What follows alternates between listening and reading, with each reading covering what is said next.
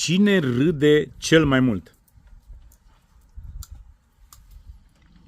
Cine se enervează mai repede?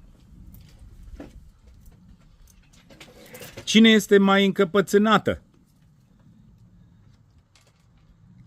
Cine minte mai mult? Cine adorme prima? Cine întârzie cel mai des? Dimineața când merge la școală. Cine este mai orânduită? Cine este mai leneșă? Cine ține mai mult la propria părere? Cine vorbește mai mult la telefon? Cine are mai multe secrete?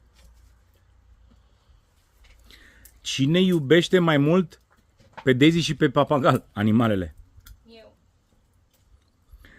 Cine ar supraviețui cel mai bine fără telefon?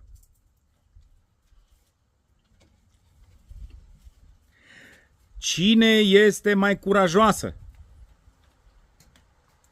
Cine este mai sensibilă? Cine face cel mai multe glume?